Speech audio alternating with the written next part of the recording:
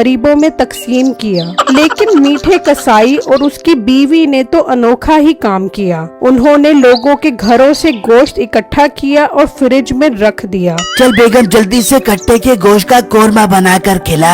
ना मीठे मेरे से ऐसी बात न करियो, गोश्त को हाथ न लगाने दे दूंगी। गोश्त को तो देखकर मैं खुश होती रहती हूँ, मेरे से मेरी खुशियाँ न छीनियो। नहीं तो तू बात तो ऐसे कर रही है जैसे गोश्त तू जहेज में लेकर आई है। चल जाकर मुझे 1 किलो भुना हुआ गोश्त बना कर दे। मीठे अगर मेरे से सारा पुट्टी मीठा बनने की कोशिश की ना तो तुझे हाथ पर रख कर भून डालूंगी। यही तो कमाई करने के दिन है, दुकान पर ये गोश्त लेके जाओ, नोट पर नोट बना।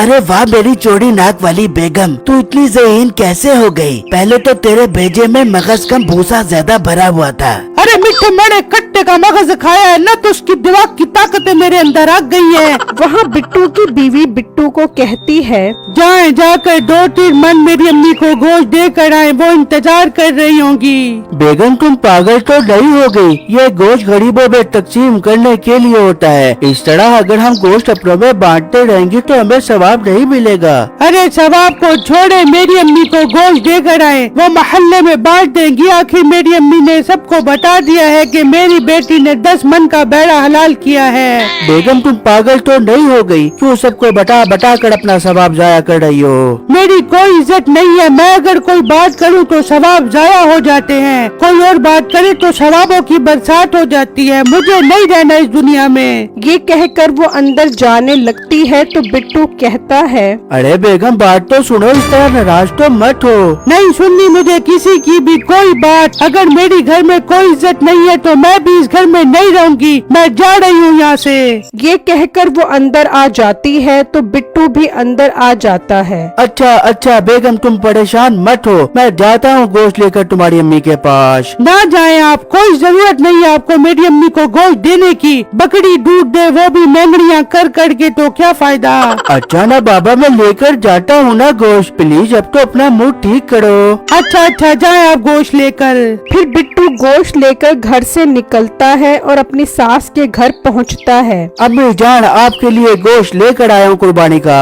वाह बेटा, बड़ी जल्दी ख्याल आ गया गोश्त का। खैर कितना गोश्त लेकर आया है? जी अम्मी जान पूरा 1 मन गोश्त लेकर आया हूँ आपके लिए। 1 मन लिया तो बता रही थी कि हमने 10 मन का बेड़ा हलाल किया है। जी जी अम्मी जान माशाल्लाह माशाल्लाह 10 मन का बेड़ा हलाल किया था हमने ईद पर।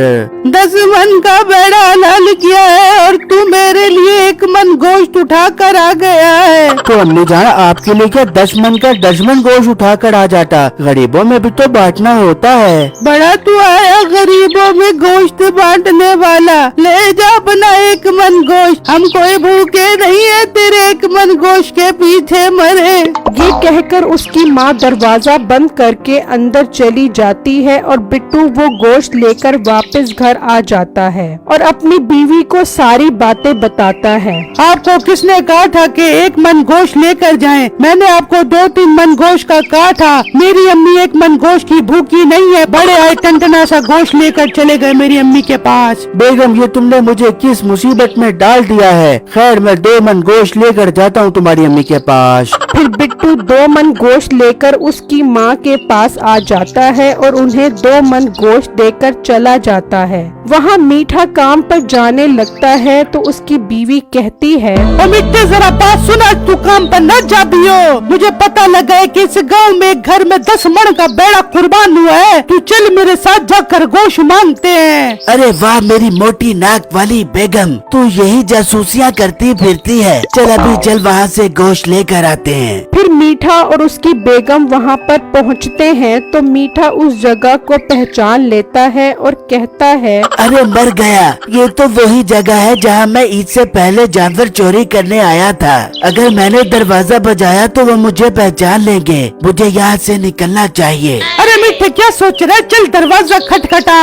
अरे बेगम मेरे पेट में बहुत जोर की मरोड़ हो रही है, जल्दी से घर चल वरना मेरी निकल जाएगी। मिट्टे तुझे क्या घड़ी घड़ी इमरजेंसी लग जाती है? कल भी तूने अपनी पैंट खराब कर ली थी। नहीं मैं क्या तेरी पोटी वाले कपड़े धोने के लिए रह गई हूँ। अरे बेगम, यहाँ काम 120 पर पहुँचा हुआ है और तुझे अपनी पड़ी हुई है। मैं जा रहा हूँ, तू गोश्त लेकर आ जाई। ये कहकर मीठा वहाँ से चला जाता है और नसीबो कैंची उनका दरवाजा खटखटाती है। ये कौन आ गया है? हाँ, आ गया है। फिर वो बाहर आकर देखता है। अरे बाबा जी, कुर्बानी का गोश्त तो दे दे तेरे बच्चे जी बे। भाई जरा सब्र कर, अभी गोश्त ला कर देता हूँ।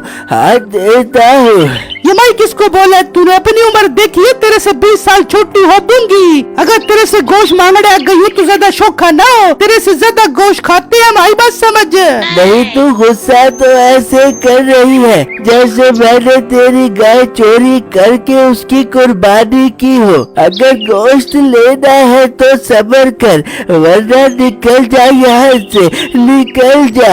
हाँ, नहीं लेना मैंने तेरे से गोश्त। अल्लाह करे तेरे गोश्त में कीड़े मकोड़े पड़ जाबे। तेरे सारे गोश्त में तेरे सफेद बालों की तरह सफेद सफेद सुंडियां घुस जाबे। निकल जा यहाँ से, अभी के अभी निकल जा। फिर नसीबो कैंची गुस्से में वहाँ से चली जाती है और जब घर आती है तो मीठा कहता है, और बेगम, तू इतने गुस्से में क्यों लग रही है? और गोश्त कहाँ है? मिठे, मेरी उस घर वालों ने बहुत बेइज्जती की है। मिठे, अब मैं अपना बदला लिए बगैर न रहूंगी। बेगम, उसने तुझे क्या कहा है? मैं अभी जाकर उससे पूछता हूँ। रहने दे मिठे, तेरी तो एंड टाइम पर आकर पोटी निकलना शुरू हो जाती है। और बेगम, तू मुझे कोई आम बंदा न समझ, तू हुक्म कर, अब क्या करना है? मिठे, अब उससे पूरा पूरा बदला लेना है। तू आज रात को ही जा, उसका सारा गोश्त चोरी करके राजा। वाह बेगम, मतलब अगर घी सीधी उंगली से नहीं निकल रहा तो उंगली टेढ़ी करके निकालना पड़ेगा। मैं आज रात को ही अपनी मुलाजिम से मिलकर उसके घर से गोश्त चोरी कर आता हूँ। फिर मीठा अपने मुलाजिम के पास जाता है और उसे सारी बातें समझाता है। अरे उस्ताद, क्यों बनवाते हो? पहले ही उनकी गाय चोरी करने गए थे तो पकड़े गए थे। तुझे परेशान होने की जरूरत नहीं है। अब हम गोश्त चोरी करेंगे और उसे दुकान पर बेच देंगे। अब तो पकड़े जाने का सवाल भी पैदा नहीं होता। फिर तो उस्ताद ठीक है, इस तरह तो हम कुर्बानी का गोश्त बेचकर अमीर हो जाएंगे। वहाँ बिट्टू का बाप बिट्टू को कहता है, अरे बिट्टू बेटा, जो गोश्त अपने रिश्तेदारों को देकर आना है उन पर नाम लिख दो ताकि गोश्त बांटने में मुश्किल ना हो। हाँ, ना हो। ठीक है अब्बू जान, मैं अभी गोश्त पर जाकर नाम लिख देता हूँ। फिर बिट्टू सारे गोश्त पर अपने रिश्तेदारों का नाम लिख देता है और गोश्त को फ्रिज में रख देता है। फिर जब रात होती है तो मीठा और उसके साथी चुपके से बिट्टू के घर के पास आते हैं और फिर अंदर आकर फ्रिज से सारा गोश्त निकाल लेते हैं और गोश्त को लेकर वहाँ से चले जाते हैं और अगले दिन वही गोश्त अपनी दुकान पर लगाकर बैठ जाते हैं। वहाँ जब सुबह बिट्टू फ्रिज देखता है तो उसमें गोश्त नहीं होता। बिट्टू ये बात जाकर अपने बाप को बताता है। ये गोश्त कहाँ जा सकता है? अगर हमने रिश्तेदारों में गोश्त ना दिया तो हमारी नाक कट जाएगी। हाँ, कट जाएगी। मैं ऐसा करता हूँ, बाजार से गोश्त खरीद आता हूँ। हाँ अब्बू जान, आप ठीक कह रहे हो। चलो अब्बू जान, बाजार से गोश्त लेकर आते हैं। फिर वो गोश्त लेने मीठे की दुकान पर पहुंचते हैं तो वहाँ पर वही गोश्त लटका हुआ होता है जिस पर बिट्टू ने नाम लिखा हुआ था। अब्बू जान, ये तो हमारा गोश्त है, इस पर तो हमारा नाम भी लिखा हुआ बाबा है। अच्छा, तो ये बेगैरत गाय चोर होने के साथ साथ गोश्त चोर भी है। ये बात सुनकर मीठे